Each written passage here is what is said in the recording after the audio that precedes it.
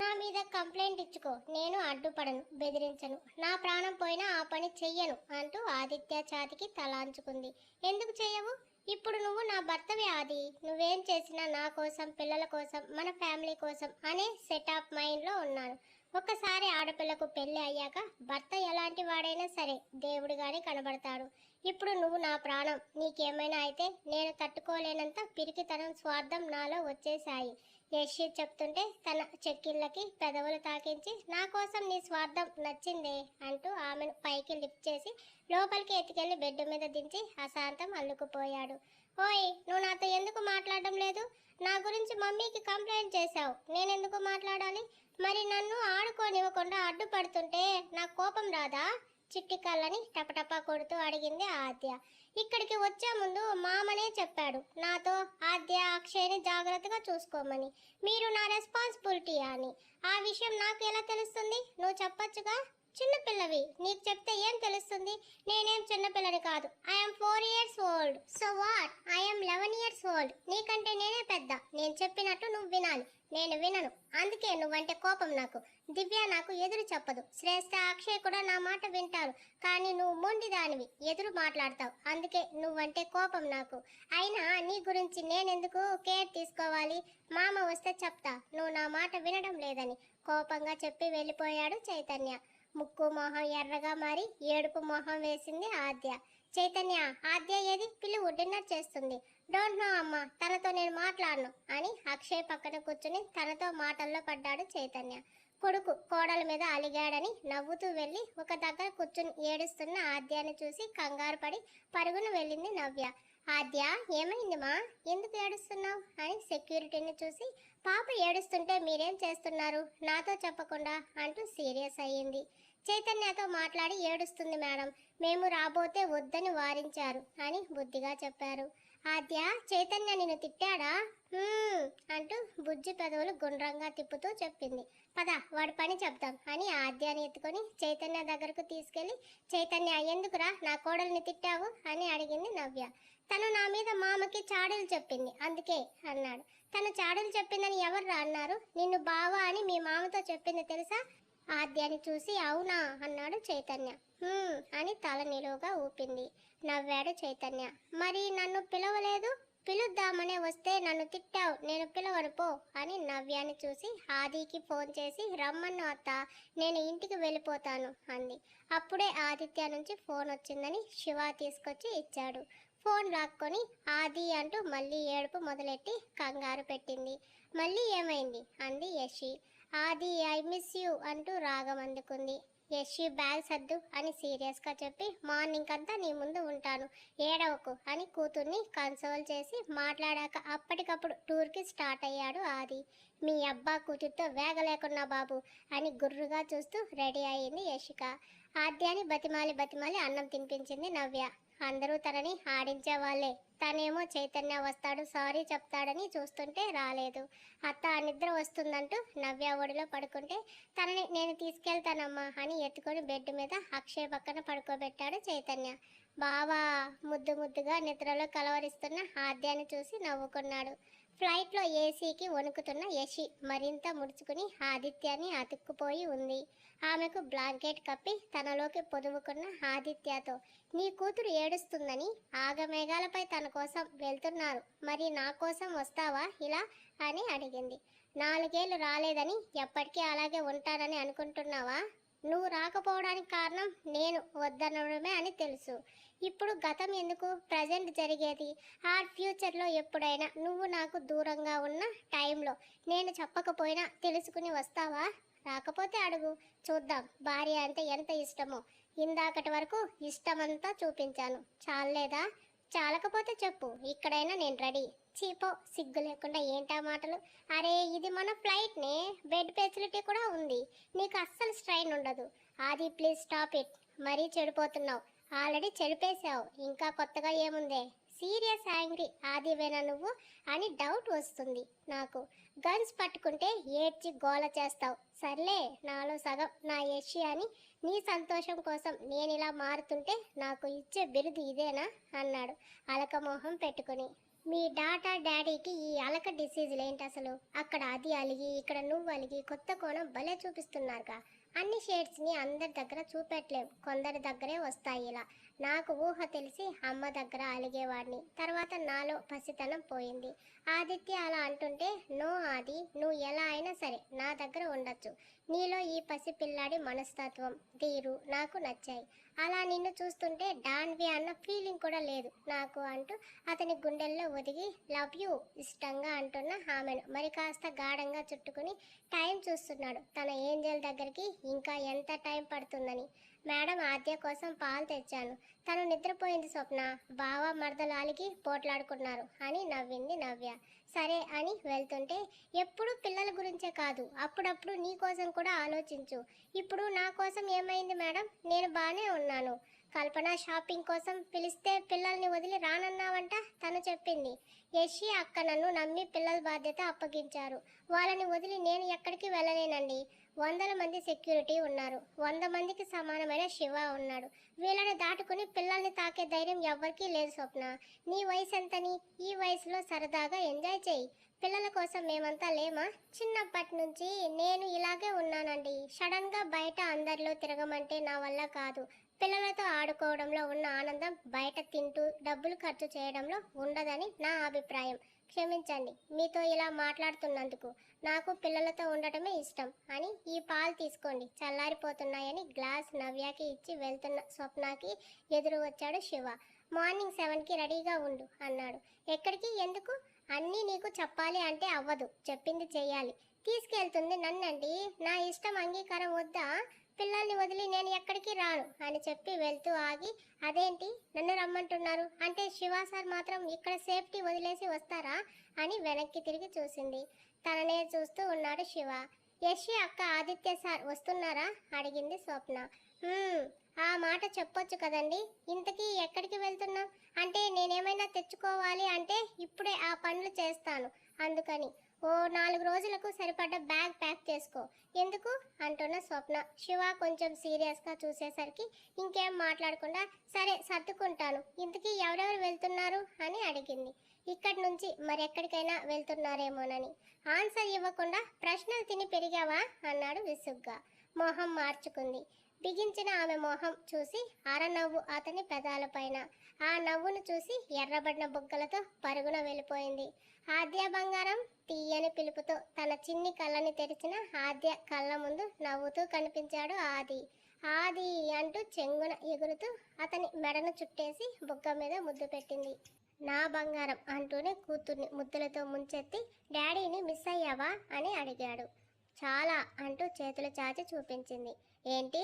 ఒక్కరోజుకే వెనకే వినిపించిన యశి గొంతుకి ఆదిత్య ఆద్య ఇద్దరూ సీరియస్గా చూశారు. లేకపోతే ఏంటి? ఏడుస్తూ ఫోన్ చేసి నానా రచ్చ చేసి మీ డాడీని రప్పించుకున్నావు. రెస్ట్ లేక జర్నీస్ నా ఒళ్ళు ఊనమైందని వాగేసిన యశి తర్వాత తను ఏమందో రియలైజ్ అయ్యి నాలుగు ఖర్చుకుంది. ఫ్లైట్లో నిద్రపోలేదా మమ్మీ అడిగింది ఆద్య. మీ డాడీ గత 2 రోజులుగా నిద్రపోనివ్వలే అని లోపలే అనుకుని కొంచెం నీరసంగా ఉంది. అది సరే, ఎందుకే అంతలా ఏడ్చావు? నిన్ను ఎవరు ఏమన్నారని అంటుండగా నవ్య చైతన్య వచ్చారు. చైతన్యాన్ని చూసి ఆద్య మొహం తిప్పుకుంటే, రాత్రి బావా అని ఇప్పుడు ఎందుకే మొహం 30 వంకరలు తిప్పుతున్నావు అంది. నా బేబీని ఏమనకుండా ఉండలేవా నువ్వు అని యశిని కసిరి, అక్షయ్ కూడా లేవడంతో వాడిని ఎత్తుకొని ముద్దాడి పదండి పూల్లో కాసేపు స్విమ్ చేద్దాం అంటూ తీసుకెళ్లాడు ఆది. నీరసంగా కనబడుతున్న యశి ఫేస్ చూసి, నువ్వు రెస్ట్ తీసుకో యశి, పిల్లల్ని మేము చూసుకుంటామని తనని ఒంటరిగా వదిలి నవ్య చైతన్య వస్తే పిల్లలతో స్విమ్మింగ్ పూల్ కలకల్లాడింది. గట్టు మీద కూర్చుని యమునా గారు ఇందిరా గారు పిల్లల కేరింతలని నవ్వుతూ చూస్తుంటే ఆడాక అలసిపోతారని వాళ్ళకి స్నాక్స్ జ్యూస్ తీసుకురావడానికి వెళ్ళింది నవ్య. నవ్య వచ్చాక యశి ఏది అని అడిగారు యమునా గారు. జర్నీ వల్ల టైర్డ్గా ఉందని నేనే నిద్రపోమన్నాను, పడుకుంది, లేచాక వస్తుందిలే అని చెప్పడంతో సరే అన్నారు. ఆదిత్యకి ఫోన్ చేశాడు శివ. పిల్లల్ని రాహుల్ని చూసుకోమని చెప్పి పక్కకు వచ్చిన అతను, చెప్పు శివ స్టార్ట్ అయ్యారా అన్నాడు. అన్నా, ఆ అమ్మాయి రావడానికి ఒప్పుకోవడం లేదు, ఇప్పుడు వెళ్ళడం కరెక్ట్ కాదేమో అనిపిస్తుంది. ఒక 2 మినిట్స్ యశ్వితో మాట్లాడిస్తానని కాల్ కట్ చేసి యశ్వి ఉన్న రూమ్లోకి వచ్చిన ఆదిత్య నిద్రపోతున్న యశ్విని పిలిచాడు నెమ్మదిగా. అప్పుడే నిద్రలోకి జారుతున్న ఆమె ఏంటి ఆది అంది పక్కనే కూర్చున్న తన ఒడిలో తల పెట్టుకుని. స్వప్న శివతో వెళ్ళను అంటుంది. తనకు కాస్త అర్థమయ్యేలా చెప్పవే, ఎక్కడికి వెళ్తున్నారు? వాళ్ళిద్దరికీ మ్యారేజ్ చేయాలని అనుకున్నాం కదా. 4 డేస్ ఇద్దరు ఏకాంతంగా ఉంటే ఒకరినొకరు తెలుసుకుంటారు, అర్థం చేసుకుంటారని ఈ టూర్ ప్లాన్ చేశాను. ఆ అమ్మాయి వెళ్ళడానికి భయపడుతుందంట. మీ మగాళ్లకు అస్సలు సున్నితం లేదు కదా, విషయం చెప్పకుండా రమ్మంటే ఎలా వస్తుంది? శివ అన్న తనకి తెలుసు, కాదనడం లేదు. కానీ వాళ్ళ మధ్య పెద్దగా మాటలు లేవు. చిన్నగా చెప్పాలి కానీ బెదిరిస్తారా అని చిరుకోపం ప్రదర్శిస్తూ ఫోన్ తీసుకుంటున్న తనని ఎత్తి ఒడిలోకి తెచ్చుకుని, ముందు తనకు చెప్పవే బాబు, అక్కడ మీ శివ అన్న టెన్షన్ తట్టుకోలేకపోతున్నాడు అని నవ్వాడు. డాన్ గిరి చేసే వాళ్ళకి టెన్షన్ కూడా ఉంటుందా? అది అమ్మాయిల విషయంలో బానే ఉంది అని ఆదిత్య శివకి ఫోన్ చేసి ఇవ్వడంతో స్వప్నకి ఇవ్వమని చెప్పింది. యశ్వి అక్క బెదురు గొంతుతో పిలిచింది స్వప్న.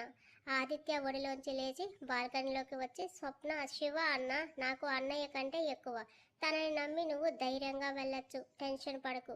ఈ విషయం చెప్పొద్దు అనుకున్నాను కానీ చెప్తే నీ మనసులో భయాలు తీరిపోతాయని చెప్తున్నాను.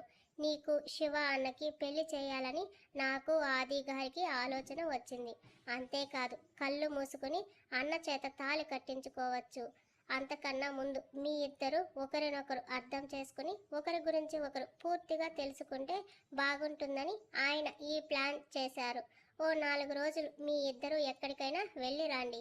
మేము ఇక్కడికి వచ్చేసాం, పిల్లల్ని మేము చూసుకుంటాం. నువ్వు ఎవరి గురించి ఆలోచించుకు, నీకంటూ ఒక లైఫ్ ఉంది స్వప్న.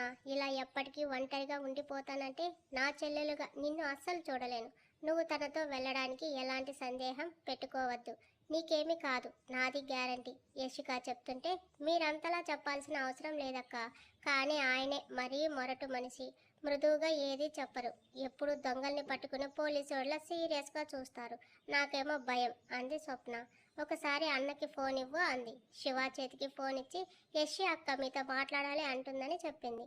ఫోన్ తీసుకున్నాడు శివ. అన్న, తను చిన్నపిల్ల, వయసులో కాదు భయంలో. ఏదైనా సరే కొంచెం అనునయనంగా అర్థమయ్యేలా చెప్పండి. తను మీతో పాటు వస్తుంది కానీ బెదిరించకండి. యశ్వి, ఇదంతా నా వల్ల కాదమ్మా. ఇప్పుడు ఎందుకు ఇదంతా? మీరు ఒంటరిగా ఏక్ నిరంజన్లా ఉండిపోతే నాకేం నచ్చదు అన్న. మీ పిల్లల్ని చూడాలని నాకు కోరికగా ఉంది. మీ చెల్లిగా ఇది నా కోరిక తీర్చరా మీరు? ఏంటి యశ్వి, ఎమోషనల్ బ్లాక్మెయిల్ చేస్తున్నావు? స్వప్న మీకు నచ్చలేదా? నిజం చెప్పండి. నచ్చకపోతే ఇప్పుడే డ్రాప్ అయిపోండి. అలాంటిదేమీ లేదు. తను చాలా మంచిది, పిల్లల్ని చాలా బాగా చూసుకుంటుంది. ఆ విషయంలో తనంటే ఇష్టం. ఇదే విషయం తనతో చెప్పండి అని నవ్వుతూ ఫోన్ పెట్టేసింది. ఏంటి, మ్యాటర్ సెటిల్ చేసావా? నవ్వుతూ వస్తున్న ఆమెను చూస్తూ అన్నాడు ఆది. ఈ యశ్వి తలుచుకుంటే సాధించలేనిది ఏమీ లేదని గొప్పగా చెప్పి నా నిద్ర చెడగొట్టేశారు. పదండి, నేను వస్తాను. వెళ్లే ముందు ఒక ముద్దు ఇవ్వవే, క్యూట్గా అడిగాడు. ఇక్కడికి వచ్చినా నాకు ప్రశాంతత లేదా? సరదా పట్టించడానికి అన్న యశ్వి చిరుకోపంగా చూసి వద్దులే అని అలిగి వెళ్ళిపోయాడు. బాబోయ్ అంటూ వెనకే పరిగెత్తుతూ వస్తున్న యశ్విని చూస్తూ, ఏమైంది, నిద్రపోకుండా వచ్చా అంది నవ్య. ఏం లేదు వదిన, ఫోన్ వచ్చేసరికి మెలకు వచ్చేసింది అని పిల్లల దగ్గరికి వెళ్ళిన ఆదిని గుర్రుగా చూసి తల్లి అత్త పక్కన కూర్చుంది. యమున గారితో మాట్లాడుతున్న యశిక వంక అపురూపంగా చూస్తున్నారు ఇందిరా గారు. అత్తతో మాట్లాడుతూ అనుకోకుండా తల్లిని చూసి ఆమె తననే చూస్తుండేసరికి, ఏంటమ్మా అలా చూస్తున్నావు అంది. నీ ముఖం సంతోషంతో మెరుస్తుంటే ఆ మెరుపులో నా కూతురు ఇంకా అందంగా ఉంటే చూస్తున్నాను. నా దిష్టే తగిలేలా ఉంది. కానీ మెటికలు విరచడానికి నా చేతులు సరిలేవని అన్నారు. తల్లి చేతులు పట్టుకుని తనే మెటికలు విరుస్తున్నట్లుగా చేసి నవ్వింది. మనస్ఫూర్తిగా వచ్చిన ఆ నవ్వు చూసి ఆవిడ నవ్వింది. వీళ్ళు ఉండే ఐలాండ్కి ఓ అరగంట జర్నీ చేసేంత దూరంలోనే ఉన్న మరో ఐలాండ్ వైపు శివ, స్వప్న ఉన్న షిప్ వెళ్తుంది. యశ్వి ధైర్యం చెప్పాక శివతో రావడం భయం అనిపించడం లేదు, కానీ అతని ఎత్తైన ఆహార్యానికే ఆమెలో వణుకు. అతనికి ఆమెను దూరంలో కూర్చుని బయటకు చూస్తుంది స్వప్న. చక్కగా ఆద్యతో, అక్షయ్తో ఆడుకునేదాన్ని, ఇక్కడ ఇలా ఇరుక్కున్నాను అని స్వప్న ఫీలింగ్. అయితే అన్న, పిల్లలు, ఫ్యామిలీ అంతా ఉంది. సెక్యూరిటీ అలర్ట్గా ఉంటారని తెలిసిన ఆదిత్య సేఫ్టీ మీదకే పదే పదే ఆలోచన మల్లుతుంది శివాకి. ఐలాండ్ రీచ్ అయ్యారు. అక్కడే బీచ్ రిసార్ట్ స్టాఫ్ వాళ్ళకి వెల్కమ్ చెప్పి పెంకుటిల్లు డిజైన్తో ఉన్న ఇంటిని చూపించి ఫోన్ చేస్తే ఏం ఫుడ్ కావాలన్నా అప్పటికప్పుడు చేసి తెస్తాం, have a nice day sir అని బొకే ఇచ్చి వెళ్తే ముందు శివ లోపలికి వెళ్ళాడు. 2 bedrooms, kitchen, hall, dining area, back side see view, పచ్చని ప్రకృతితో చాలా ప్రశాంతంగా ఉంది. అక్కడంతా బాగానే ఉన్నా ఎప్పుడూ ఒంటరిగా ఇలా ఓ అమ్మాయితో ఉండాల్సి రాలేదు. సింగిల్ కింగ్లా తన అన్నకి తోడుగా ఉండేవాడు. ఎప్పుడు తిన్నా ఎక్కడ పడుకున్నా అడిగేవారు లేరు. కానీ ఆడపిల్లతో ఉన్నప్పుడు అలా కుదరదు కదా. ఒళ్ళు దగ్గర పెట్టుకొని ఉండాలని ఏ రూమ్ కావాలో చూసుకుని లగేజ్ సర్దుకో, నేను వెళ్ళి తినడానికి ఏమైనా తెస్తానని వచ్చేశాడు శివ. అతను వెళ్ళాక కానీ ఊపిరి అందని ఫీలింగ్ ఆమెలో. సముద్ర వాతావరణంతో చుట్టూ చల్లగా ఉన్న తన ముఖం మీద చిరు చెమటలు. తన బ్యాగ్స్ తీసుకుని రైట్ సైడ్ ఉన్న రూమ్లోకి వచ్చింది. రూమ్ నీట్గా స్పేషియస్గా ఉంది. బ్యాగ్స్ బెడ్ పక్కన పెట్టి విండో కర్టన్స్ తీసింది. బ్యూటిఫుల్గా ఉంది వ్యూ. కనుచూపు మేర నీలిరంగు సముద్రమే. ఇక ఆడింది చాలు, కోల్డ్ చేస్తుందని ఓవైపు యషి వారిస్తున్నా అస్సలు చెవికి ఎక్కించుకోలేదు ఎవరు.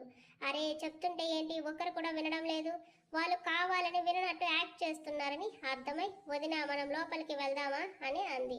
అలాగే పద యషి అంటూ ఆడవాళ్ళు వచ్చేశారు. ఆద్య పాప, మీ మమ్మీ ముక్కు ప్యారెట్ నోస్లా రెడ్గా అయింది కదా. ఆది మాటకి అవును ఆది, మమ్మీ కూడా ప్యారెట్ లానే చెప్తూనే ఉంది అని నవ్వింది. వాళ్ళ మాటలు విని వెళ్తూ వెళ్తూ వెనక్కి తిరిగి చూసింది యశిక. ఆద్య డాడీ మెడని ఖర్చుకుపోతే యశికి కన్ను కొట్టాడు ఆది. మూతి తిప్పుకొని వెళ్ళింది. మరో గంట ఆడి ఇక పిల్లలు వెళ్దాం అనడంతో అక్కడే ఉన్న ఓపెన్ షవర్ కింద వాళ్ళకి స్నానం చేయించారు. టిఫిన్స్ రెడీ అయ్యాయి అని నవ్య వచ్చి చెప్పడంతో నువ్వు వచ్చావు యశి ఎక్కడ నవ్య? బ్రేక్ఫాస్ట్ చేసి ఇక్కడ దగ్గరలో షాపింగ్ మాల్ ఉందంటే ధనుష్ని కల్పనాని తీసుకుని వెళ్ళింది ఆది, నీతో చెప్పమంది. అలక సత్యాగ్రహం కాబోలు అని నవ్వుకుంటూ పిల్లలకు తనే దగ్గరుండి బ్రేక్ఫాస్ట్ తినిపించాడు. ఆడి బాగా అలసిపోవడంతో వేడివేడిగా టిఫిన్ చేశాక ఎక్కడ వాళ్ళు అక్కడ నిద్రపోయారు. ధనుష్కి ఫోన్ చేశాడు ఆది, ఎక్కడ ఉన్నారని.